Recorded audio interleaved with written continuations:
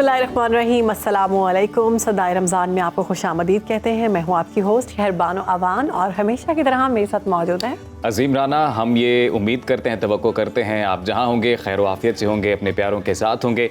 नाज़रीन, आज 21 रमज़ानुल मुबारक है, आज यौम शहादत हज़रत अली करमुल्लाह वजह है। इस हवाले से हम प्रोग्राम में आगे चल के बात करेंगे, लेकिन आगाज़ में आपको बताएं कि रमज़ान के 2 अशरे बखैर आफियत इख्तिताम को पहुँचे। तीसरे अशरे का बाकायदा से आगाज़ हुआ चाहता है और ये अशरा जहन्नुम से निजात का अशरा है। नेकियों का मौसम बहार रुखसत होने को है, सिर्फ 8 या 9 दिन बाकी हैं। अब आखिरी मौका है कि इस आखिरी अशरे को अपने लिए हम कीमती बनाएं। दुआ है कि अल्लाह ताला हमें रमज़ान के गुजरते दिनों और आने वाली रातों की कदरदानी नसीब फरमाए, आमीन। तो नाज़रीन, प्रोग्राम में आज जो अच्छी बात हम कर रहे हैं वो इंपॉर्टेंस ऑफ पंक्चुअलिटी यानी कि वक्त की पाबंदी की अहमियत के बारे में बताएंगे। तो हदीस नबवी सल्लल्लाहु अलैहि वसल्लम है, हज़रत अब्दुल्ला बिन अब्बास रज़ी अल्लाह ताला अन्हु से मरवी है। इस हदीस का मफ़हूम यह है कि जी आप सल्लल्लाहु अलैहि वसल्लम ने इरशाद फरमाया, 5 चीज़ों से पहले गनीमत जानो, यानी कि बुढ़ापे से पहले जवानी को, बीमारी से पहले सेहत को, मोहताजी से पहले अमीरी को, मसरूफियत से पहले फरागत को और मौत से पहले ज़िंदगी को। परवरदिगार आलम की अता करदा ज़िंदगी में लम्हे, घड़ियाँ, दिन, महीने, साल और सदियाँ वक्त किताबें हैं, मगर बदकिस्मती से हम वक्त की कदर नहीं करते और वक्त ज़ाया करते रहते हैं। वक्त ज़ाया करते हैं और दुख की बात यह है कि हमें अपने इस अमल पर अफसोस बिल्कुल भी नहीं होता, बिल्कुल भी हमें फील नहीं होता कि हम क्या कर रहे हैं। दुनिया की तरक्की याफ्ता कौमों का अगर मुताला किया जाए तो उनकी तरक्की की बुनियादी वजह पंक्चुअलिटी है, यानी वक्त की पाबंदी करना है। हम बात करें जर्मनी की, जापान की, कनाडा की, स्पेन, डेनमार्क और स्विट्ज़रलैंड जैसे ममालिक में 1 मिनट की ताख़ीर को बुरा समझा जाता है और बुरा माना जाता है। दूसरी तरफ अगर जनूबी कोरिया की बात करें तो अगर आपको कोई वक्त दिया गया और आप उस वक्त पर नहीं पहुँचे, यानी मुकर्ररा वक्त पर आप नहीं पहुँच सके, तो वहाँ पर मिसबिहेव, बदतमीज़ी तसव्वुर किया जाता है कि ये शख्स जो है ये बदतमीज़ है। रमज़ान के आखिरी अशरे का आगाज़ हो चुका है, इसे गनीमत जानिए, जितना जल्दी हो सके पाबंदी वक्त की आदत अपनाएं, वरना याद रखिए वक्त बर्बाद करने वालों को वक्त बर्बाद करके छोड़ता है। वाह वाह वाह, ये तो बड़ी खूबसूरत शहरबानो आपने बात कर दी है। ये ज़रूरी थी, सख्त थी लेकिन थोड़ी ज़रूरी थी। वक्त की कदर करें और वक्त की कदर करना बहुत ज़रूरी है। तो हम भी वक्त की कदर करेंगे और बगैर किसी डिले के आगे बढ़ते हैं प्रोग्राम में। तो आज आपको ये बताते हैं कि जी आज हम बात करने जा रहे हैं फतह मक्का के हवाले से। कुफार मक्का 20 रमज़ान सन 8 हिजरी को सिर्फ मुसलमानों के हाथों शिकस्त से दोचार नहीं हुए, बल्कि इस्लाम की उस फतह मुबीन के बाद नबी करीम सल्लल्लाहु अलैहि वसल्लम का अपने दुश्मनों से बर्ताव क़यामत तक के लिए दुनिया में मिसाल बन गया। तो इस मामले पर बात करने के लिए हमारे गेस्ट हमारे साथ मौजूद हैं, इस्लामिक स्टडीज़ के स्पेशलिस्ट हैं जनाब अब्दुल सलाम आरिफ साहब, आपको खुश आमदीद कहते हैं। बहुत शुक्रिया। तो फिर आज फतह मक्का के बारे में बिस्मिल्लाहिर्रहमानिर्रहीम, अल्लाहुम्मा सल्ली अला सय्यदिना मुहम्मद व अला आलिहि व सहाबिहि व बारिक वसल्लम। फतह मक्का की देखें जो असल इब्तिदा है ना, वो सुलह हुदैबिया से ही हो गई और सुलह हुदैबिया को अल्लाह ताला ने कुरान पाक में फतह मुबीन कह के पुकारा और अक्सर लोग उसको समझ ना सके। सुलह हुदैबिया में 2-3 ऐसी शराइत थीं जो अगरचे कुफार मक्का ने अपनी हमायत के लिए लिखवाई थीं, लेकिन दरअसल वो उन्हीं पे उल्टी पड़ गई। एक उसमें शर्त ये थी कि तमाम कबाइल जो हैं वो आज़ाद होंगे, वो चाहे मोहम्मद सल्लल्लाहु अलैहि वसल्लम से मुआहदा कर लें और चाहे मुशरिकीन मक्का से कर लें, लेकिन जो किसी से मुआहदा कर लेगा एक दूसरे पे हमला नहीं किया जाएगा। नंबर 2 उसमें यह था कि अगर कोई मुसलमान जो है वो इस्लाम कबूल करके आएगा मदीना तो उसको वापस किया जाएगा, लेकिन अगर वो मदीने से इस्लाम छोड़ के मक्का आएगा तो उसको वापस नहीं किया जाएगा। ठीक है। अब इन नबी करीम सल्लल्लाहु अलैहि वसल्लम की अगर आप ये हिस्ट्री में उनके ये साल पढ़े ना जो सुलह हुदैबिया से लेकर फतह मक्का तक थे, तो इंसान को पता चलता है कि वो कितने बड़े मास्टर ऑफ स्ट्रेटजी थे। ठीक है ना, और ऐसी स्ट्रेटजी उन्होंने बनाई और फिर पूरी इंसानियत को दर्स दिया कि हुकूमत के साथ साथ दुश्मन के साथ कैसे डील किया जाता है। तो उन्होंने इन दोनों शराइत से भरपूर फ़ायदा उठाया और सबसे पहले तो ये कामयाबी हुई कि फतह मक्का में मुआहदा करने के बाद, सुलह हुदैबिया में मुआहदा करने के बाद मुशरिकीन मक्का ने मुसलमानों को एक सेपरेट इंडिपेंडेंट एंटिटी तस्लीम कर लिया। पहले तो वो तस्लीम करने भी राजी नहीं थे, लेकिन उन्होंने इसको तस्लीम कर लिया। और दूसरा ये कि एक दूसरे से जंग ना करने का 10 साल मुआहदा हो गया जी। तो नबी करीम सल्लल्लाहु अलैहि वसल्लम ने वहाँ से वापस आते ही धड़ाधड़ जो अतराफ के कबाइल थे उनको अपने साथ मुआहदों में शामिल किया, ठीक, ताकि ये खतरा ख़त्म किया जाए। उसके बाद उन्होंने मक्का मदीना से शुमाल की तरफ है और एक दुश्मन शुमाल में बैठा था, एक बहुत बड़ा दुश्मन जनूब में बैठा था। انہوں نے فوری طور پر جنوب والے دشمن کا رخ کیا، کیونکہ ادھر سے سائڈ سیف ہو چکی تھی کہ مشرکین مکہ ساتھ نہیں دیں گے اور ہمارے پہ اٹیک نہیں کریں گے۔ تو نبی صلی اللہ علیہ وسلم نے سب سے پہلے پھر خیبر کی طرف جو ہے نا جی، جو یہودیوں کا بہت بڑا ٹھکانہ تھا، صحیح، اس کے اوپر چڑھائی کی اور اس کو فتح کیا۔ اس کو فتح کرنے کے بعد نبی کریم صلی اللہ علیہ وسلم جب واپس آئے اور انہوں نے تمام جتنے بھی قبائل تھے ان میں اسلام بھی پھیلایا اور معاہدے بھی کیے، اس دوران بہت سارے واقعات ایسے ہوئے کہ لوگ اسلام قبول کر کے مدینہ کی طرف آنا چاہتے تھے، تو نبی صلی اللہ علیہ وسلم نے ان کو لینے سے انکار کر دیا کیونکہ معاہدے کے پابند تھے۔ صحیح، تو وہ لوگ جو تھے وہ وہاں سے نکلتے، اسلام قبول کرتے، بجائے مدینہ آنے کے وہ بارڈر کی طرف چلے جاتے، ساحل سمندر کی طرف چلے جاتے۔ وہاں جا کے ان کا ایک اچھا خاصا گروپ بن گیا، انہوں نے مشرکین مکہ کے اوپر چھاپا مار کارروائیاں شروع کر دی اور تجارتی قافلوں میں ناکہ جو ہے نا ان کا ناک میں دم کر دیا انہوں نے۔ صحیح، اور اس سے وہ بہت زیادہ پریشان ہوئے۔ نبی کریم صلی اللہ علیہ وسلم کے پاس وہ آتے، نبی صلی اللہ علیہ وسلم کہتے کہ بھائی میرا تم سے معاہدہ یہ ہے کہ میرے پاس آئیں گے تو میں واپس کر دوں گا۔ تو انہوں نے اپنا فیصلہ کیا، اسلام قبول کیا، وہ ادھر چلے گئے تو میں تو انہیں کچھ نہیں کہہ سکتا۔ اچھا، ان کی تجارت ساری کی ساری جو ہے وہ خطرے میں چلی گئی اور وہ معاشی طور پر مشرکین مکہ جو ہے وہ بہت کمزور ہو گئے۔ ٹھیک ہے۔ اس کے بعد ان کو خوراک آتی تھی نجد والی سائڈ سے۔ نجد کے جو حکمران تھا قبائلی، وہ جو تھے وہ سمامہ وہ مسلمان ہو گئے اور انہوں نے قسم کھا لی کہ میں جب تک نبی صلی اللہ علیہ وسلم نہیں کہیں گے میں ان کو نا غلہ نہیں بھیجوں گا۔ صحیح۔ اب مکہ میں بہت زیادہ نا پوزیشن خراب ہو گئی، تجارت بھی خراب ہو گئی، فوڈ سکیسٹی بھی پیدا ہو گئی۔ ساتھ ساتھ انہوں نے ایک یہ کیا کہ انہوں نے معاہدے کی خلاف ورزی کر ڈالی۔ اس طرح کے بنو خزاعہ اور بنو بکر دو قبائل تھے جن کی آپس میں دشمنی تھی، اور خزاعہ نبی صلی اللہ علیہ وسلم کے حلیف میں تھا اور بنو بکر قریش مکہ کے حلیف میں تھے، اور انہوں نے بنو بکر نے حملہ کیا خزاعہ پہ تو قریش نے اپنے ان کو اسلحہ بھی دیا اور اپنے بندے بھی دیے۔ وہ لوگ آ کے نبی کریم صلی اللہ علیہ وسلم کے پاس آ کے روئے کہ جی ہم آپ کے معاہدے میں ہیں، تو انہوں نے یہ خلاف ورزی کی۔ تو نبی صلی اللہ علیہ وسلم نے وہاں اپنے تئیں ایک فیصلہ لے لیا اور کسی کو نہیں بتایا کہ اب بھی انہوں نے چونکہ معاہدہ توڑ دیا ہے ٹھیک، تو میں جناب ان پہ چڑھائی کروں گا۔ اسی سنا میں چونکہ غلہ بند تھا، تجارت جو تھی وہ چھاپا مار کارروائیوں سے ختم ہو چکی تھی، تو بری حالات میں ابو سفیان جو ہے نا وہ مدینہ میں آ گیا۔ یہ بہت بڑا واقعہ ہے۔ ابو سفیان مدینہ میں آ گیا کہ میں آ کے معاہدے کی معافی بھی مانگ لوں اور نبی صلی اللہ علیہ وسلم سے یہ بھی ریکویسٹ کروں کہ ان کو نا چھاپا مار کارروائیاں رکوائی جائیں۔ اور وہ آیا وہ ترلے منٹ میں نبی کریم صلی اللہ علیہ وسلم سے ملاقات کی، انہیں کہا دیکھیں ہم آپس کے رشتہ دار ہیں، ہمارا آپ کا خون ہے، قریش آپ کے اباء و اجداد تھے، تو اس طرح تو نہ کریں۔ نبی صلی اللہ علیہ وسلم نے اس کی بات کا کوئی جواب نہیں دیا۔ اس کے بعد ان کی بیٹی جو تھی نا وہ ام المومنین تھی، نبی صلی اللہ علیہ وسلم کی زوجہ مبارکہ تھی، ان کے پاس گیا تو وہ بیٹھنے لگا تو انہوں نے بستر کھینچ لیا سگے باپ سے۔ اسلام دیکھے کہاں تک لے جاتا ہے انسان کو۔ ایک بیٹی نے کتنے سالوں بعد اس کا باپ اس کے گھر آیا ہوگا جن کے ساتھ دشمنی چل رہی تھی، تو بستر کھینچ لیا۔ تو اس نے کہا بیٹی یہ کیا مسئلہ؟ انہوں نے کہا جی آپ ناپاک ہیں، یہ میرے نبی کا بستر ہے، پاک ہے، اس پہ آپ نہیں بیٹھ سکتے۔ تو وہ بڑا جناب تلملا کے وہاں سے کہ تم میرے سے دور ہو کے گمراہ ہو گئی، وہ چلا گیا۔ اس کے بعد وہ ابوبکر صدیق کے پاس گیا۔ ابوبکر صدیق نے کہا بھائی جب نبی صلی اللہ علیہ وسلم نے منع کر دیا ہے جاؤ یہاں سے، میرا تم۔ پھر وہ سیدنا عمر کے پاس گیا، سیدنا عمر نے بھی اسے یہی جواب دیا۔ پھر وہ مولا علی کے پاس گیا، اور مولا علی کے چونکہ وہ رشتہ داری بھی تھی تو اندر گیا، تو اندر مولا بھی بیٹھی تھیں اور سیدۃ الکائنات بھی بیٹھے تھے اور امام حسن پاس کھیل رہے تھے۔ تو اس نے جا کے کہا کہ تم میری بھی بیٹی ہو، سیدہ کو کہا اپنے اس بیٹے کو کہو کہ یہ مجھے پناہ دے دے اور یہ عرب کا سردار بن جائے۔ تو سیدہ نے کہا میرا بیٹا تو بہت چھوٹا ہے، ابھی کھیل رہا ہے، یہ اس قابل نہیں ہے کہ تمہیں پناہ دے سکے۔ خیر وہ وہاں لٹو ہو گیا نا، جیسا بندہ لٹو نہیں ہو جاتا۔ ابو سے ترلے منتیں کرتے رہے ان کے کہ جی اب مولا علی کے کہ آپ مجھے نہ کوئی مشورہ دیں، میں مر گیا۔ انہوں نے مولا علی نے انہیں کہا کہ تم ایسا کرو کہ نا باہر نکل کے نا اعلان کر دو کہ میں تمام عرب کی پناہ میں آیا، اور تم چپ کر کے نکل جاؤ واپس، بہتر تمہارے لیے یہی ہے۔ ٹھیک ہے۔ اچھا وہ اتنی کوئی یعنی سمجھ لیں کہ ذلت ہو گئی ابو سفیان جو اتنا بڑا سردار تھا اور پورے عرب کو لے کے آ گیا تھا خندق میں، لیکن اس وقت مورلی وہ اتنا ڈاؤن ہو گیا کہ جب وہ واپس گیا نا تو اس کے اپنے قبیلوں نے اس کے اوپر لان تان شروع کر دی کہ تو یہ کیا کر کے آیا ہے۔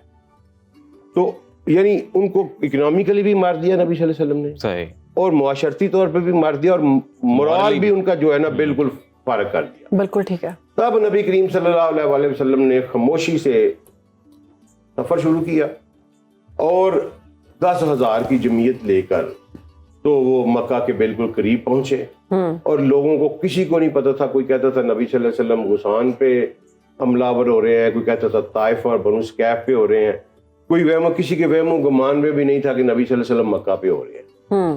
اب وہاں سے پھر وہ ابو طالب والی بات آتی ہے. سیدنا عباس کا جو ایمان ہے نا وہ بھی چھپایا ہوا تھا نبی صلی اللہ علیہ وسلم نے, وہ بھی چچا تھے. عباس بن عبد المطلب کو پتا تھا کہ نبی صلی اللہ علیہ وسلم آ رہے ہیں, ٹھیک ہے, وہ خفیہ خط و کتابت تھی, جو بھی سلسلہ تھا واللہ عالم, لیکن وہ جو ہے نا وہ باہر آ گئے اس مقام کے اوپر. نبی صلی اللہ علیہ وسلم سے کوئی بات چیت کی, نبی صلی اللہ علیہ وسلم نے ان کو اپنی سواری عنایت فرمائی تاکہ تم میں کوئی مسلمان جو ہے تمہیں کافر سمجھ کے یا مشرک سمجھ کے اٹیک نہ کر دے. تمہاری میری سواری آپ کے پاس ہوگی تو پہچان لیے جاؤ گے. وہ جب واپس گئے تو اس وقت مکے کی پہاڑیوں پہ چڑھ کے تو مکے کے جو 2 سردار تھے, حکیم بن حزام اور ابو سفیان, یہ دیکھ رہے تھے کہ یہ فوج کون سی آ گئی ہے. انہیں بالکل نہیں پتا تھا. تو عباس سے ان کا ملاقات ہوگی تو عباس نے کہا کہ یہ محمد صلی اللہ علیہ وسلم ہے اور تیار ہو جاؤ, ٹھیک ہے. وہ جب ابو سفیان نے وہاں منٹیں ترلے کیے تو وہ ان کو لے کے نبی صلی اللہ علیہ وسلم کے پاس آ گئے. نبی صلی اللہ علیہ وسلم کے سامنے اس نے جس طرح بھی اسلام قبول کر لیا, اور وہاں ایک ماسٹر پیس آف پالیٹکس کھیلا نبی کریم صلی اللہ علیہ وسلم. وہ یوں کیا کہ اس کے گھر کو دارالامن قرار دے دیا, اور یہ اعلان کر دیا کہ جو ابو سفیان کے گھر میں داخل ہوگا اس کو امن ہو جائے گا. اب اس کا واضح مطلب یہ تھا کہ ابو سفیان نبی صلی اللہ علیہ وسلم سے مل چکا ہے. تو وہ جب واپس گیا تو ایون اس کی بیوی نے اس کو گریبان پکڑا, داڑھی پکڑی, کھینچا, لوگوں نے زد و کوب کیا. یعنی سرداری صرف ایک پیس سے نبی صلی اللہ علیہ وسلم نے ختم کر دی کہ جس یہ اعلان کرایا کہ اس کے گھر دارالامن ہوگا. اب وہ وہاں سے بڑا خوش ہوا کہ مجھے یہ ملا ہے, لیکن در حقیقت پورے مکہ کو یہ پیغام مل گیا کہ فنش, گیم ختم ہو چکی ہے. تو نبی صلی اللہ علیہ وسلم مختلف اطراف سے مکہ میں داخل ہوئے, اور پورے کے پورے مجمع کو, پورے شہر کو حرم میں اکٹھا کر لیا. اور وہاں نبی کریم صلی اللہ علیہ وسلم نے ایک تاریخی جملہ کہا کہ تم بتاؤ میں تمہارے ساتھ کیا سلوک کرنے والا.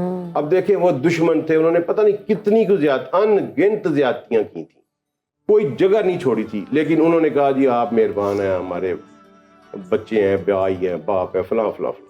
تو نبی کریم صلی اللہ علیہ وسلم نے کہا کہ جاؤ آج کے بعد تم سب آزاد ہو, انتم طلقاء.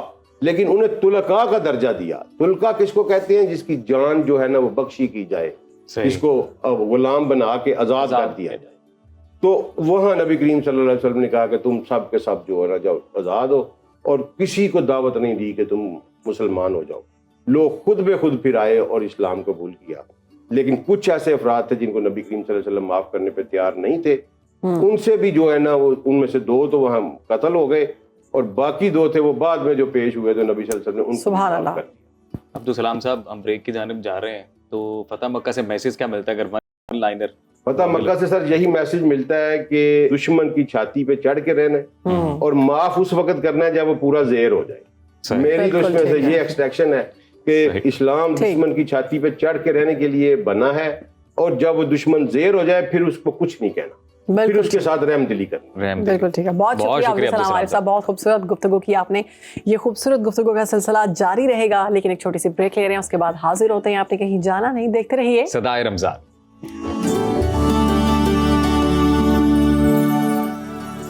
ویلکم بیک کرتے ہیں آپ کو صدائے رمضان میں. آگے بڑھیں گے, بات کریں گے کچھ صحت کی اور سہولیات کی. تو انڈس اسپتال کی انسانیت کے لیے خدمات بے مثال ہیں. یہ اسپتال تقریباً گزشتہ 17 برس سے ملک بھر میں مستحق اور ضرورت مندوں کو مفت علاج فراہم کرنے کے لیے پیش ہے. مخیر حضرات اور عوام کے دیے ہوئے عطیات اور زکوٰۃ سے انڈس اسپتال ہر ماہ تقریباً 5 لاکھ مریضوں کو علاج معالجے کی مفت سہولیات فراہم کر رہا ہے. انڈس اسپتال کن شعبوں میں علاج معالجے کی سہولیات فراہم کر رہا ہے, اور یہ نیٹ ورک کن کن شہروں میں کام کر رہا ہے, اسی پر بات کرنے کے لیے ہمیں جوائن کیا ہے انڈس اسپتال لاہور کے میڈیکل ڈائریکٹر ہیں ڈاکٹر ارشد تقی صاحب. ڈاکٹر صاحب ویلکم ٹو صدائے رمضان. سر کیسے ہیں آپ؟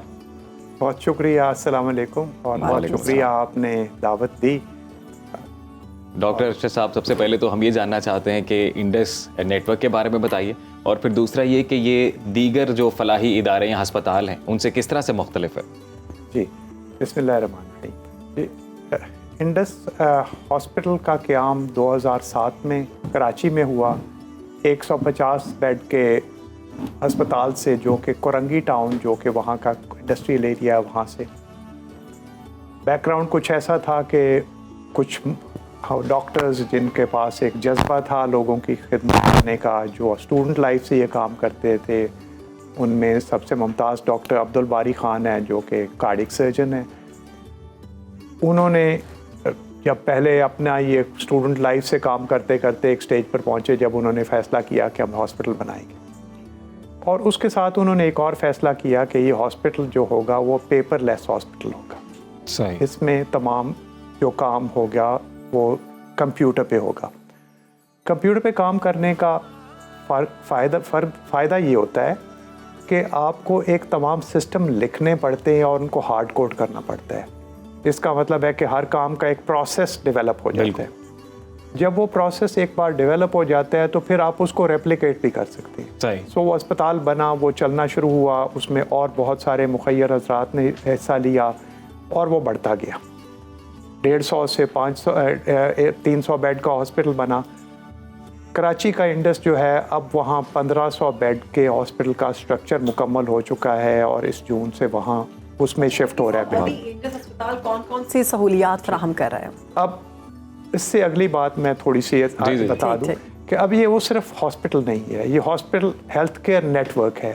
نیٹ ورک کا مراد ہے کہ وہ سٹارٹ کرتا ہے بالکل کمیونٹی ہیلتھ سروسز. صحیح. ان کو احساس ہوا کہ یہ علاج کے لیے جب مریض ٹیرشری کیئر پہ پہنچے گا تو تمام مریضوں کا نہیں ہو سکا، ہمیں کمیونٹی کے لیول پہ جا کے کام کرنا چاہیے صحت کے لیے. بالکل ٹھیک ہے. اس کے بعد وہاں ڈسپینسریز کا ایک پھیلا ہوا جال ہے جو تمام ملک میں ہے. اس کے بعد ایک سیکنڈری کیئر ہاسپٹلس ہیں اور ٹرشری کیئر ہاسپٹلس ہیں.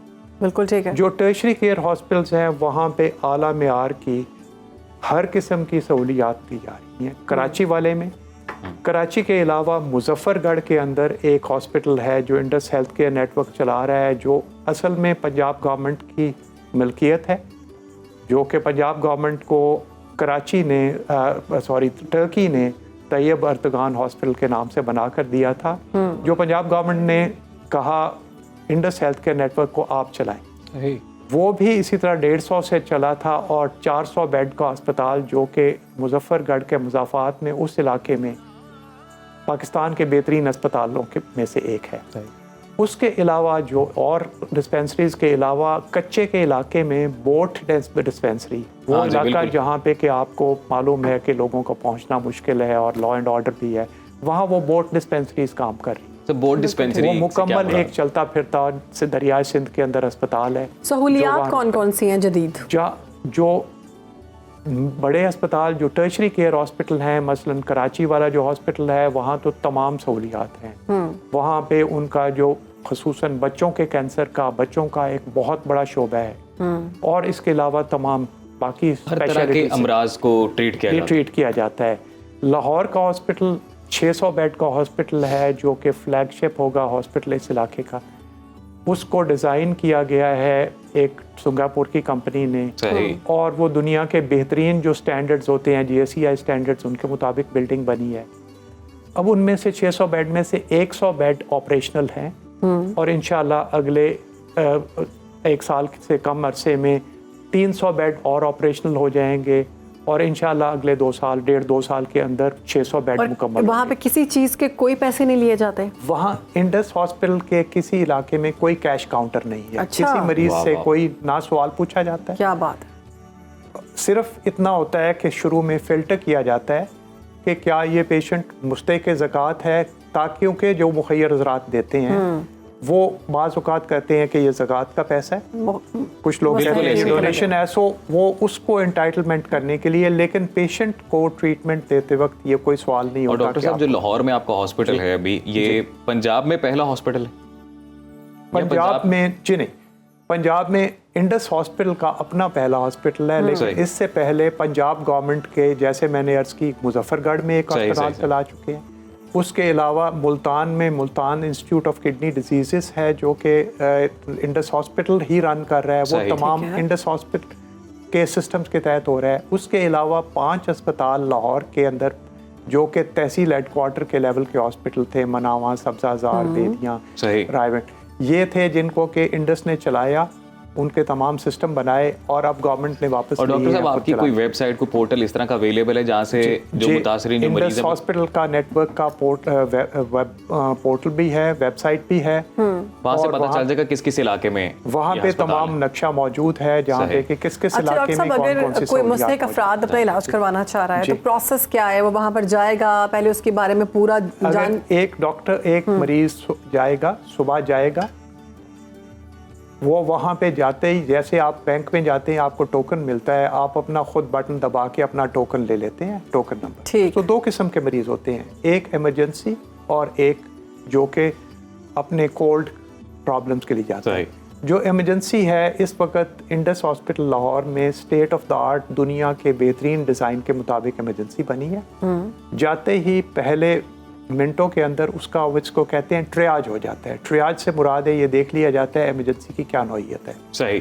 اس میں اگر وہ ایمرجنسی ارجنٹ ہے کہ لائف تھریٹننگ ہے تو وہ فوراً اس کو آپ اس علاقے میں جو ریسسٹیشن کا ہے وہاں چلے جاتا ہے. دوسرے نمبر پہ ان تمام کو ایمرجنسی میں جو ٹھنڈے ہوتے ہیں, جیسے مجھے نزلہ زکام ہے تو اس کو وہ P4 P5 کہتے ہیں, اس کو روک کے جلد دیکھ کے ایک فلٹر کر کے بتا دیا جاتا ہے کہ جی آپ یا دوائی لے لیں. دوسرا آؤٹ ڈور ہے. آؤٹ ڈور میں آپ کو اپنی پرچی کے حساب سے آپ کو سب سے پہلے فیملی کلینک دیکھتا ہے. یہاں پاکستان میں بہت بڑا مسئلہ ہے کہ لوگ اکثر علاج کے لیے سیدھے اسپیشلسٹ کے پاس چلے جاتے ہیں. جب وہ اسپیشلسٹ کے پاس چلے جاتے ہیں تو اسپیشلسٹ اپنی اسپیشلٹی کے نقطۂ نظر سے دیکھتا ہے. اس میں بہت ساری بیماریاں مس ہو جاتی ہیں اسپیشلسٹ کے. ڈاکٹر صاحب آپ نے بڑے بہترین یہاں پہ ہر مریض پہلے فلٹر کلینک میں جاتا ہے. اگر آپ ون لائنر یہ بھی بتا دیں کہ جو مخیر حضرات یا وہ تمام لوگ جو اس کار خیر میں حصہ ڈالنا چاہتے ہیں, اسکرین پر چل رہا ہے نمبر اور ویب سائٹ, جو حصہ ڈالنا چاہتے ہیں وہ یہاں پر رابطہ کر کے وہ ڈال سکتے ہیں. جی اس میں مختلف طریقے ہیں. آپ جائیں, آپ اپنا ویسے حصہ ڈال دیں, آپ کسی خاص مقصد کے لیے دینا چاہتے ہیں دے دیں. اب یہ پروجیکٹس ہیں ان کے لیے دے سکتے ہیں. جیسے ابھی آپ زکوٰۃ بھی دے سکتے ہیں, آپ زکوٰۃ بھی دے سکتے ہیں, صدقات بھی دے سکتے ہیں. ٹھیک ہے. اور اس کے علاوہ آپ یہ بھی کہہ سکتے ہیں کہ ہمارا یہ پیسہ مثلاً یہ اکوپمنٹ خریدنے کے لیے یا اس پرپز کے لیے دیا جائے. ڈاکٹر ارشد تقی صاحب بہت شکریہ سر آپ کے وقت کا, اور بہت بڑا کام کر رہے ہیں آپ کے اس نیٹ ورک. میں تو ایک چھوٹا سا حصہ ہوں جی, نیٹ ورک تو بہت سارے لوگوں نے, لیکن بڑا شاندار. ہماری دعا ہے کہ یہ اور اس سے بڑا ہو کر سامنے آئے یہ سارا سلسلہ. بریک شامل کرتے ہیں جی, بریک کے بعد واپس آئیں گے, دیکھتے رہیے صدائے رمضان. Welcome back after the break. جی پروگرام میں آگے بڑھتے ہیں, بات کرتے ہیں پاکستان کے ہیروز کی. تو اس وقت ہمارے ساتھ موجود ہیں صدارتی ایوارڈ برائے حسن کارکردگی اور فخر پاکستان عرفان محسود صاحب, جن کا تعلق KP کے ضلع جنوبی وزیرستان سے ہے. انہوں نے 8 سال کے کم عرصے میں گینیز ورلڈ ریکارڈ کی سینچری مکمل کی ہے اور وہ 100 گینیز ورلڈ ریکارڈ بنانے والے پہلے پاکستانی بن گئے. عرفان محسود نے اب تک امریکہ اور برطانیہ سمیت 16 ممالک کے ورلڈ ریکارڈ توڑ کر عالمی سطح پر پاکستان کا نام فخر سے بلند کیا ہے. اور اس کے ساتھ ساتھ عرفان محسود کے 16 شاگرد بھی گینیز ورلڈ ریکارڈ بنا چکے ہیں. کیا بات ہے. تو عرفان صاحب اس وقت ہمارے ساتھ ہیں, آپ کو خوش آمدید کہتے ہیں. سب سے پہلے تو آپ کو بہت بہت مبارک ہو, آپ نے پاکستان کا نام روشن کیا, سر بلند کر دیا. اب یہ بتائیے کہ سفر شروع کیسے ہوا آپ کا اور کتنی محنت کرنی پڑی؟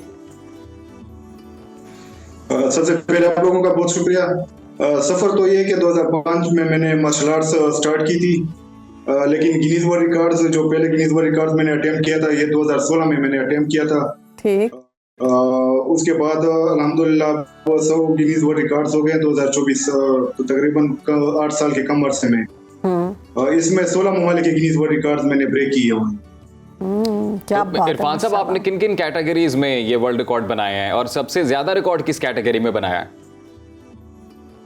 یہ مارشل آرٹس اور فٹنس کی کیٹیگریز ہیں. اس میں میں نے گینیز ورلڈ ریکارڈز بریک کیے ہیں. سب سے زیادہ جو گینیز ورلڈ ریکارڈز ہیں یہ پش اپس کیٹیگریز میں اور 46 پش اپس کیٹیگریز کے گینیز ورلڈ ریکارڈز میں نے بریک کیے ہوئے ہیں. اس میں سب سے ٹف جو گینیز ورلڈ ریکارڈز ہیں وہ میں نے 2 جو 200 پاؤنڈ وزن کے ساتھ پش اپس کیے ہیں और तकरीबन 100 पाउंड वजन के साथ 38 गिनीज वर्ल्ड रिकॉर्ड मैंने ब्रेक किए हुए हैं। 80 पाउंड, 60 पाउंड, 40 पाउंड वजन के साथ मुख्तलिफ pushups, squats, jumping jacks, squat thrust, जो फिटनेस के कैटेगरीज है उसमें। Very nice. कितने ममालिक के अब तक आपने रिकॉर्ड तोड़ दिए हैं, और कोई ऐसा रिकॉर्ड जो तोड़ने में आपने बड़ी खुशी महसूस की हो?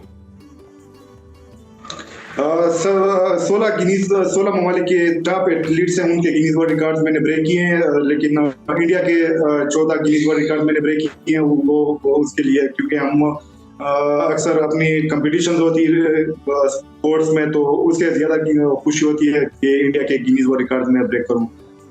अमेरिका की काफी गिनीज वर्ल्ड रिकॉर्ड ब्रेक किए हुए, नॉर्वे के, चाइना के, जो वर्ल्ड लेवल पे टॉप कंट्रीज है, टॉप एथलीट्स हैं, उनके गिनीज वर्ल्ड रिकॉर्ड्स। अच्छा इरफान साहब, हमें पता चला है कि माशाल्लाह आप तो कामयाबी समेट ही रहे हैं, पाकिस्तान का नाम रोशन कर रहे हैं, लेकिन आपके कुछ स्टूडेंट्स हैं वो भी रिकॉर्ड तोड़ चुके हैं। जी, अब तक 16 स्टूडेंट्स हैं जो गिनीज वर्ल्ड रिकॉर्ड्स में अपना नाम दर्ज करवा चुके हैं।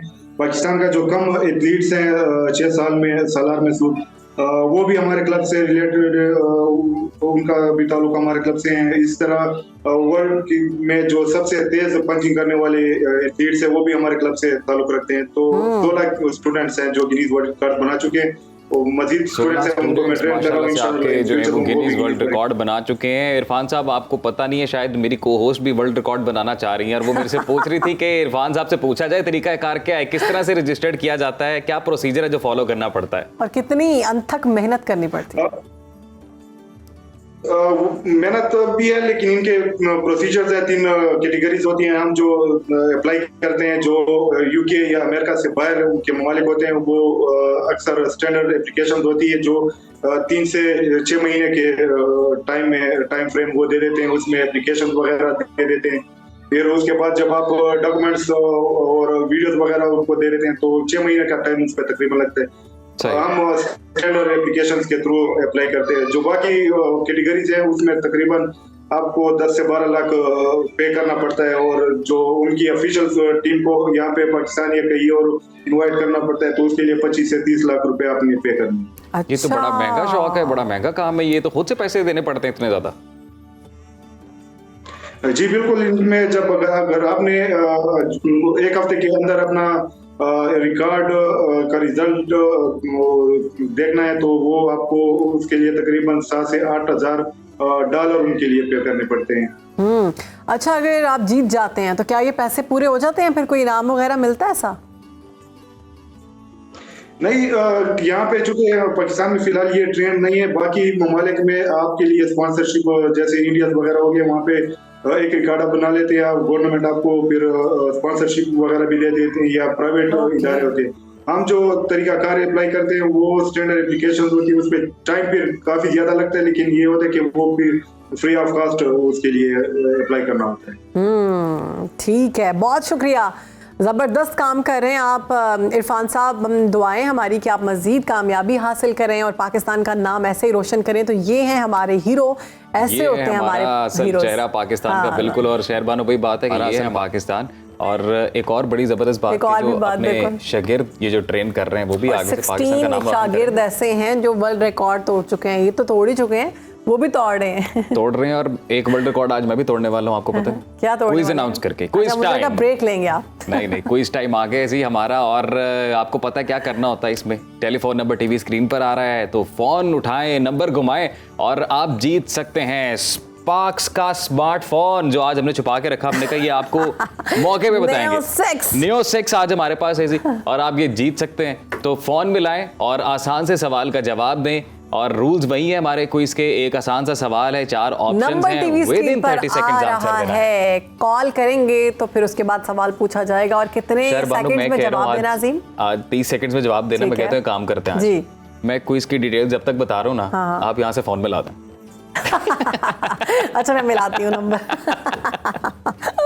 तो इसके अलावा आप स्मार्ट वॉच भी दे सकते हैं। अस्सलाम वालेकुम, कौन बात कर रहे हैं, कहाँ से? मोहम्मद यासीन बात कर रहा हूँ जी, मुल्तान से। मोहम्मद यासीन, अच्छा जी। हम आपको हमारे रूल्स एंड रेगुलेशन का पता है? जी पता है। 30 सेकंड में आपने जवाब देना है। सवाल आपसे मैं पूछूंगी और आपको Options ऑप्शंस मैं देंगे अजीम राना। तो आपका वक्त शुरू होता है अब। हजरत अली अलैहिस्सलाम का रोजा किस शहर में है? और ऑप्शन नंबर 1 है जी रोज़ा मुबारक से मुतल्लिक मक्का, ऑप्शन नंबर 1 है। ऑप्शन नंबर 2 है जी Medina, option number 3 Kufa, option number 4 Najaf. ये ऑप्शन नंबर 4 नजफ। तो आपका जवाब बिल्कुल दुरुस्त जवाब है होता आपका है। यासीन, आपने बिल्कुल दुरुस्त जवाब दिया है। मुबारक हो, आप जीत चुके हैं स्पार्क स्मार्टफोन Neo 6। अपना मेलिंग एड्रेस दे दें ये फ़ोन ताकि बर वक्त हम आप तक पहुंचा सकें। और अपने वो तमाम नाजरीन जो इस वक्त हमें देख रहे हैं उनको भी हम बता देते हैं कि आपके लिए भी खुशखबरी, और वो यही कि तमाम रमज़ान हम ये क्विज़ लेकर आए हैं, आप भी जीत सकते हैं अब बेतहाशा पता तोहफे। नहीं 8 दिन है या 9 दिन है रह चुके हैं, कॉल मिलेगी तो आपको मिलेगा स्पार्क का स्मार्टफोन या स्पार्क की जानिब से स्मार्ट वॉच। तो हमारे इस सेगमेंट का हिस्सा आप भी बन सकते हैं, कॉल मिलाएं और पाएं इनामात। एक छोटी सी ब्रेक के बाद हाजिर होते हैं। आपने कहीं जाना नहीं, देखते रहिए सदाए रमज़ान।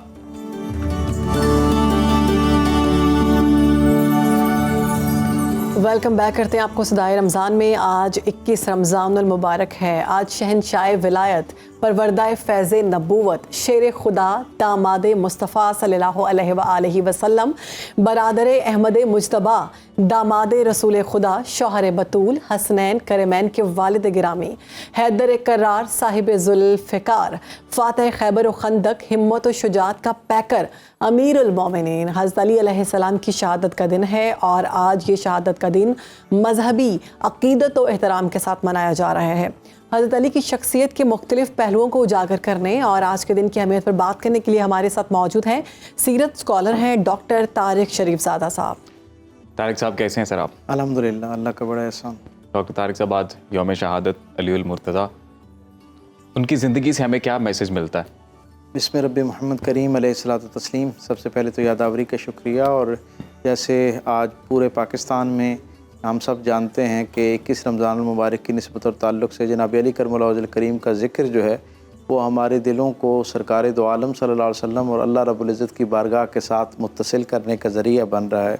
बेशक मैं ये समझता हूँ कि अगर जनाब अली करमुल्लाह वजहुल करीम की शख्सियत का सबसे नुमायाँ तरीन हवाला दरियाफ़्त करने की कोशिश की जाए, या आपका सबसे नुमायाँ तरीन तारुफ़ जिसे हम कह सकते हैं, वो एक खुसूसियत और जो यकीनन उनका शर्फ़ भी है, वो रसूल रहमत सल्लल्लाहु अलैहि वसल्लम के साथ आपकी वालिहाना गैर मशरूत वाबस्तगी और वफ़ादारी है। यानी आप ये देखें कि अल्लाह ने आपको किस आला आरफा खुश नसीबी के साथ दुनिया में मबूस फरमाया कि काबतुल्लाह के अंदर पैदाइश के बाद जब आप अपने घर पहुँचते हैं और जनाब रिसालत माब सल्लल्लाहु अलैहि वसल्लम को ख़बर पहुँचती है कि आपके चहीते चचा जनाब अबू तालिब जो हैं उनके घर पे, और आपकी चहीती चची जनाब फ़ातिमा बिनते असद जो हैं उनके घर पे शहज़ादी की पैदाइश हुई है। रसूल रहमत तशरीफ़ लाते हैं और जनाब अली करमुल्लाह वजहुल करीम को अपने दस्ताए मुक़द्दसा के ऊपर उठाते हैं। जनाब अली करमुल्लाह वजहुल करीम की आँखें बंद हैं और तारीख़ हमें बताती है कि उसके पीछे सबब ये था कि अल्लाह का मकसूद ये है कि मेरा अली जो है जब आँख खोले तो सबसे पहले मेरे महबूब रसूल के चेहरे की ज़ियारत करे। तो पहली ज़ियारत जो है वो जिसका शर्फ हासिल होता है वो रसूलुल्लाह सल्लल्लाहु अलैहि वसल्लम का चेहरा अक़दस है। रसूलुल्लाह सल्लल्लाहु अलैहि वसल्लम आपके माथे पर बोसा देते हैं और फिर अपनी ज़ुबान अक़दस जो है वो वही में धुली हुई ज़ुबान जिससे निकला हुआ हर लफ्ज़ जो है वो अल्लाह की ताईद और हिमायत और अल्लाह की हिदायत की रोशनी में होता है। उस ज़ुबान से के साथ मस्क किया हुआ लुआब जो है वो आपकी पहली खुराक बनती है।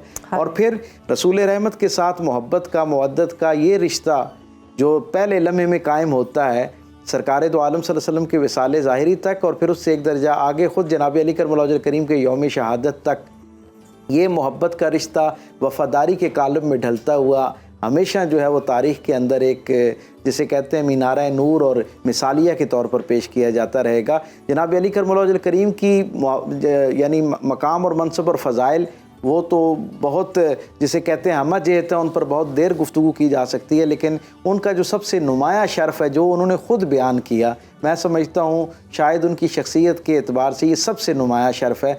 आपने एक मरतबा पैराए लताफ़त के अंदर जनाब फ़ातिमा ज़हरा सलामुल्लाह अलैहा की बारगाह में अर्ज़ किया और उनसे कहा कि आपको अल्लाह ने बड़ी मुनफरिद इज़्ज़तों के साथ इस दुनिया में भेजा है कि आप सैयदुस सादिकीन रहमतुल्लिल आलमीन की शहज़ादी हैं और मखदूम कौनैन हैं, लेकिन एक मामला ऐसा है कि जिसमें अल्लाह ने मुझे आप पर सबकत दे रखी है। تو جناب فاطمہ الزہرا نے تجسس کے ساتھ پوچھا کہ وہ کیا معاملہ ہے، تو انہوں نے کہا کہ وہ معاملہ یہ ہے کہ مجھے سرکار دو آپ کی نسبت سرکار دو عالم صلی اللہ علیہ وسلم سے بھی زیادہ تربیت پانے کا وقت ملا ہے، اور آپ کی والدہ ماجدہ محسنہ اسلام سیدہ خدیجہ الکبریٰ سلام اللہ علیہا سے بھی آپ کی نسبت زیادہ وقت مجھے میسر آیا ہے۔ تو آپ اس سے اندازہ لگائیے کہ رسول اللہ صلی اللہ علیہ وسلم کے ساتھ ان کی وہ یعنی جملہ خصائل جن پر خود قرآن کی کئی آیات گواہ ہیں، بہت ساری ایسی صفات جو سرکار دو عالم صلی اللہ علیہ وسلم کی زبان سے جن کی تعریف اور تحسین ہوتی ہے، ان کا تذکرہ نہیں کرتے، بلکہ اپنے خصائل میں اپنی فضیلت میں جو سب سے نمایاں حوالہ لاتے ہیں وہ کیا ہے کہ مجھے سب سے زیادہ رسول اللہ صلی اللہ علیہ وسلم کا قرب میسر آیا۔ اسی لیے ہم دیکھتے ہیں کہ رسول رحمت جب اعلان نبوت فرماتے ہیں تو سیدہ خدیجہ الکبریٰ سلام اللہ علیہا کے بعد جس ہستی کو سب سے پہلے اس دین کی آغوش رحمت میسر آتی ہے وہ جناب علی کرم اللہ وجہ الکریم کی ذات ہے، اور میرے کریم آقا صلی اللہ علیہ وسلم کے لائے ہوئے پیغام پر لبیک کہنے کے بعد صرف لبیک نہیں کہا بلکہ اس کے بعد رسول اللہ صلی اللہ علیہ وسلم کے اس پیغام کو پھیلانے اور اس کی ترویج و اشاعت میں اس طرح کمر بستہ ہو گئے جیسے زندگی کا اور کوئی کام جو ہے کوئی اور مشن باقی ہی نہیں ہے۔ اور پھر ہم دیکھتے ہیں کہ 3 برس تک رسول رحمت صلی اللہ علیہ وسلم اس پیغام کو مختلف انداز میں مختلف لوگوں کے سامنے رکھتے ہیں، اور پھر ایک وقت ایسا آتا ہے جب اللہ کی طرف سے اس پیغام کو اعلانیہ پہنچانے کا جو ہے وہ اشارہ ملتا ہے، اور رسول اللہ صلی اللہ علیہ وسلم اپنے قرابت داروں کو اکٹھا کرتے ہیں۔ اب آپ تصور کیجئے کہ رسول اللہ صلی اللہ علیہ وسلم کے 40 کے قریب قرابت دار جو براہ راست حضور کے ساتھ خونی اور نسبی رشتے میں منسلک ہیں وہ سارے کے سارے آ جاتے ہیں، اور اس دعوت کی میزبانی کا شرف کسے حاصل ہو رہا ہے؟ اس میزبانی کے انتخاب کے لیے جو نگاہ انتخاب ہے سرکار دو عالم صلی اللہ علیہ وسلم کی ہے وہ کس پر پڑتی ہے؟ جناب علی کرم اللہ وجہ الکریم پر۔ ظاہری طور پر آپ کی عمر 13 برس ہے اس وقت، لیکن آپ اس خوش اسلوبی کے ساتھ ان سارے سرداران کو اکٹھا کرتے ہیں، ان کے لیے اعلیٰ درجے کی ضیافت کا اہتمام کیا جاتا ہے، یعنی تاریخ بتاتی ہے کہ بکرے کا گوشت اور دودھ جو ہے وہ رکھا جاتا ہے، اور عربوں کا پسندیدہ مشروب ستو اور شہد جو ہے وہ ان کے سامنے پیش کیا جاتا ہے۔ رسول اللہ صلی اللہ علیہ وسلم ان کے سامنے اپنے ماضی کی مثال دینے کے بعد دین کی دعوت پیش کرتے ہیں۔ وہ 40 لوگ جو رسول رحمت کو بڑا فخر کے ساتھ اپنے جاننے والوں میں اپنا قرابت دار کے طور پر پیش کیا کرتے تھے کہ ہم محمد عربی صلی اللہ علیہ وسلم جو ہیں ان کے رشتہ دار ہیں، ان کے ساتھ ہماری خونی نسبت ہے، وہ سارے کے سارے خاموش ہو جاتے ہیں، ان سب کی زبانیں مسرت کا شکار ہو کے گنگ ہو جاتی ہیں، اور تاریخ یہ کہنے پر مجبور ہوتی ہے کہ اس 42 لوگوں کا جو مجمع ہے، اجتماع ہے، اس کے اندر جب اللہ کا رسول تیسری مرتبہ یہ سوال کرتا ہے کہ اس رائے حق پر کون تم میں سے میرے ساتھ آ کے کھڑا ہوگا، کون میرے ساتھ اس میں ساتھ دے گا، تو تاریخ یہ کہنے پر مجبور ہے کہ وہ 13 برس کا ایک نوخیز نوجوان جو ہے وہ کھڑا ہوتا ہے، اور وہ کہتا ہے کہ اگرچہ میں اس مجلس میں سب سے چھوٹا ہوں، میری ٹانگیں پتلی اور میری آنکھیں دکھتی ہیں، لیکن اعلاء کلمت الحق کی اس تحریک میں آپ کے ساتھ ہوں گا، اور آپ مجھے شانہ بشانہ پائیں گے۔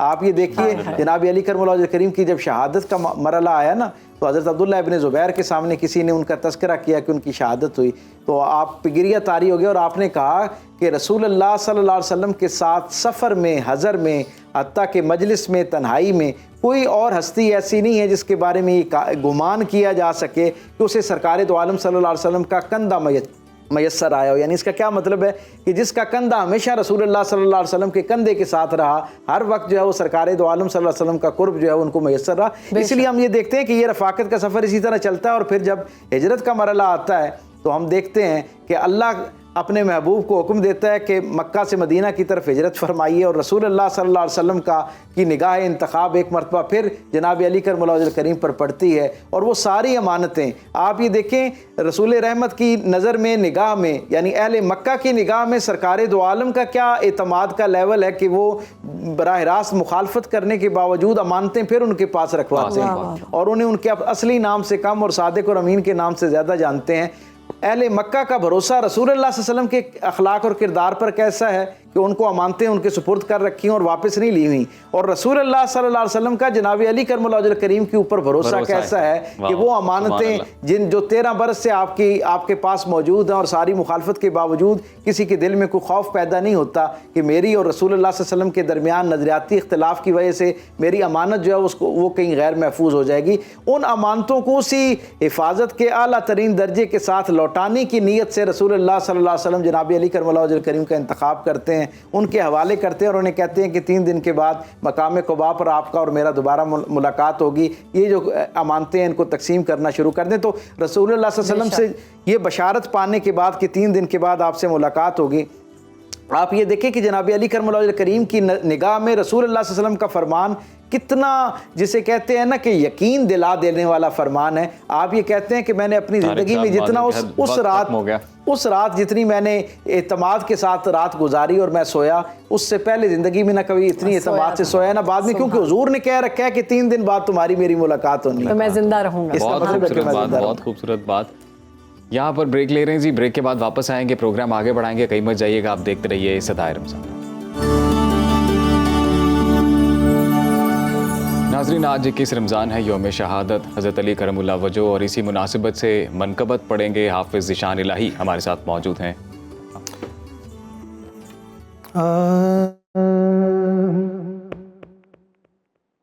جہاں والوں یہ میرا مشورہ ہے, جہاں والوں یہ میرا مشورہ ہے,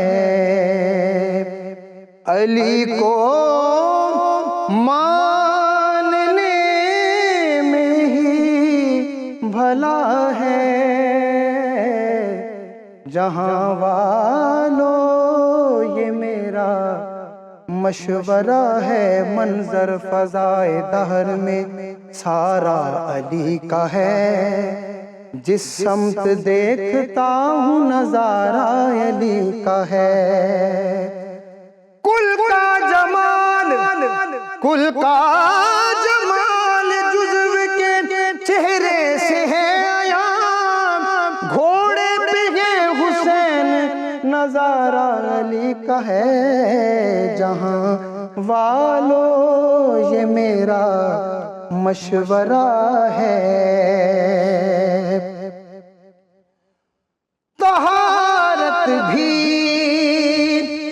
علی کے گھر پلی ہے, علی مشکل کشا شیر جلی ہے, علی کے در کی عظمت کو بتانے, علی کے در کی عظمت کو بتانے, فرشتہ بن کے درزی آ رہا ہے, فرشتہ بن کے درزی آ رہا ہے. یہ دیکھیے علی کی عظمتیں کیسے سناؤں میں, کوزے میں سمندر کیسے لاؤں,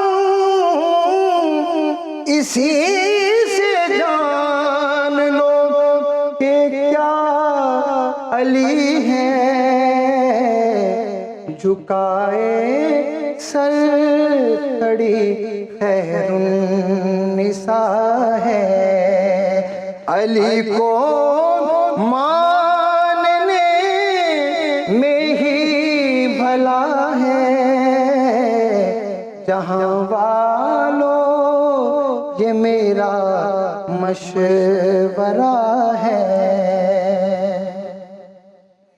علی کو جو علی وہ ہے سمجھ میں جو نہ آئے, کوئی اس کی حدوں کو چھو نہ پائے, علی لکھ کے ارے تو پیر دیکھو,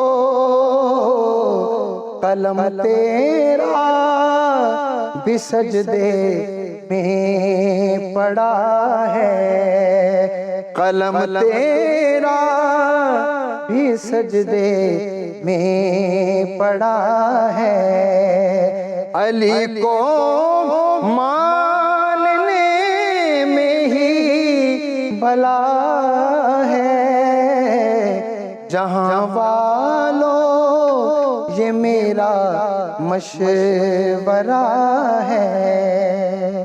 اور خوبصورت شعر کی نزاکت دیکھیے. علی کی ہر صفت صفت مصطفی، ستاروں پر علی کی بادشاہی. ذرا تم چاند کا مکھڑا تو دیکھو، علی کا نام ہی لکھا ہوا ہے. علی کا نام ہی لکھا ہوا ہے.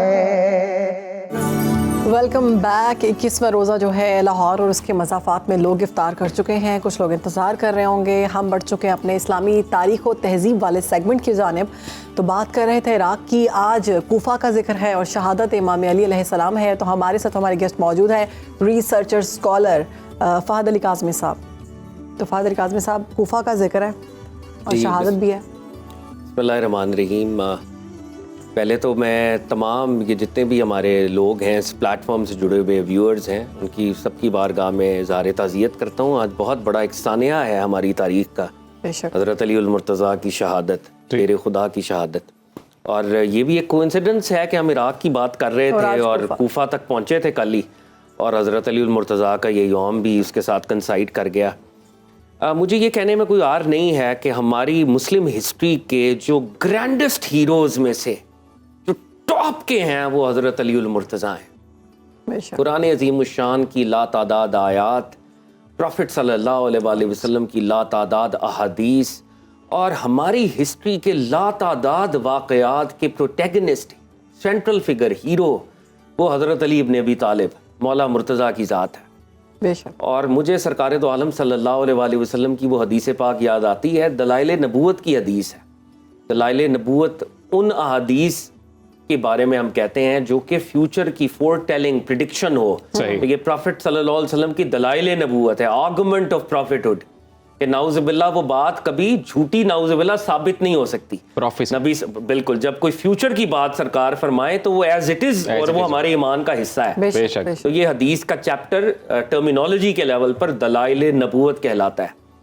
پروفٹ صلی اللہ علیہ وسلم نے کہا کہ اس کائنات میں دو بدبخت ترین شخصیات ہیں، دو بدبخت ترین، ایک پچھلی امتوں میں اور ایک اس امت میں.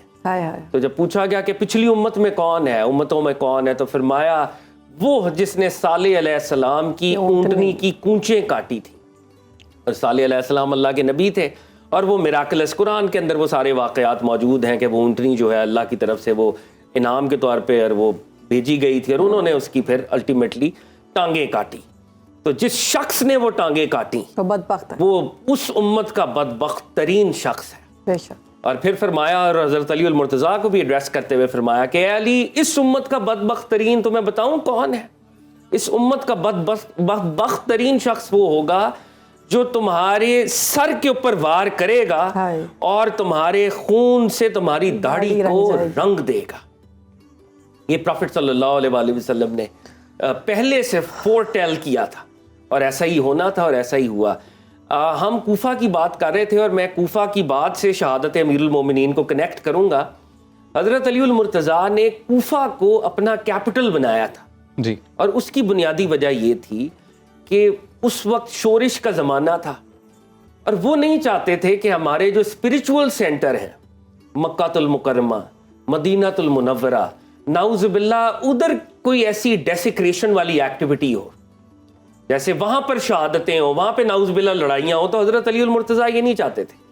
وہ چاہتے تھے کہ روحانی سینٹر سیف اور سیکیور رہے، اور پولیٹیکل سینٹر جہاں پہ پالیٹکس اور دیگر ایکٹیویٹیز ہوں گی ان کو علیحدہ کیا جائے، ان دس سینس کہ مکہ اور مدینہ کو ہم نے پریزرو کرنا ہے، گارڈ کرنا ہے. حضرت علی المرتضیٰ کوفہ شفٹ ہوتے ہیں. Kufa becomes the capital of the empire, اس ساری خلافت کا وہ کیپٹل بنتا ہے. اور حضرت علی المرتضیٰ نے جو خلافت کی ہے ڈسپائٹ سول وارز، آپ نے جو سٹینڈرڈ سیٹ کر دیے ہیں وہ سٹینڈرڈ کو میچ کرنا از امپاسبل. اس دور میں جو ٹریجری تھی جس کو ہم بیت المال کہتے ہیں, بیت المال کے اندر جب مال غنیمت آتا تھا تو وہ سونا چاندی اور وہ سکے, اور آپ ان کو دیکھ کے فرمایا کرتے تھے اے سونا اور چاندی کسی اور کو دھوکہ دینا, علی المرتضیٰ تمہارے فریب کا شکار نہیں ہونے والا. اور پھر پوری اپنی سٹیٹ کی پاپولیشن کو اکٹھا کرتے تھے, ایک ایک پائی کو ڈسٹریبیوٹ کرتے تھے, پھر اس بیت المال کو خود جھاڑو دے کے صاف کرتے تھے, پھر 2 نفل شکرانے کے ادا کرتے تھے اور اللہ کی بارگاہ میں عرض کرتے تھے الہ العالمین کہ تیری امانت تیری مخلوق تک میں نے پہنچا دی ہے. سبحان اللہ. اور یہاں تک کے واقعات ہیں کہ ایک شخص آپ سے ملاقات کے لیے آیا اور اس نے کہا کہ میں آپ سے کانورزیشن کرنا چاہتا ہوں. آپ نے کہا کہ تم پرسنل کانورزیشن کرنا چاہتے ہو یا تم ایڈمنسٹریٹو گورنمنٹ اورینٹڈ کانورزیشن کرنا چاہتے ہو؟ اس نے کہا پرسنل کرنا چاہتا ہوں. چراغ جل رہا تھا, چراغ بجھا دیا, ایک نیا چراغ جلایا.